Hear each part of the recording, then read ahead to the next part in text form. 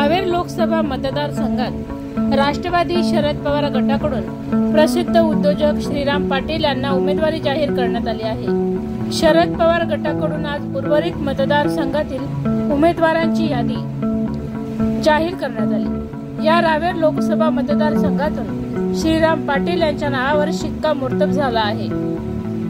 जळगाव लोकसभा मतदारसंघात शिवसेना, ठाकरे गट व भाजप या दोन पक्षांमध्ये लढत निश्चित झाल्यानंतर रावेर लोकसभा मतदारसंघाकडे सर्वांचे लक्ष लागलं होतं। या मतदारसंघात महाविकास आघाडीतील राष्ट्रवादी शरद पवार गटाकडून प्रसिद्ध उद्योजक श्रीराम पाटील यांना उमेदवारी जाहीर करण्यात आली आहे। त्यामुळे भाजपच्या विद्यमान खासदार रक्षा खडसे व नवीन चेहरा असलेले श्रीराम पाटील यांच्यात रावेर लोकसभा मतदारसंघात सामना पाहायला मिळणार आहे। भाजपमध्ये असलेली अंतर्गत नाराजी तर भाजपचे मित्रपक्ष शिवसेना शिंदे गटाचे ही भाजपचे उमेदवार रक्षा खडसे यांच्या विरोधात असलेली नाराजी यांचा श्रीराम पाटील यांना फायदा होणार असल्याची आतापासून चर्चा मतदारसंघात रंगली आहे। तर दुसरीकडे एकनाथ खडसे हे भाजपमध्ये प्रवेश करणार आहेत। त्यामुळे आता आगामी काळात काय राजकीय घडामोडी घडतात, रावेर लोकसभा मतदारसंघात विद्यमान खासदारांचा पराभव करून श्रीराम पाटील हे राष्ट्रवादीच्या नवीन चिन्ह तुतारीसह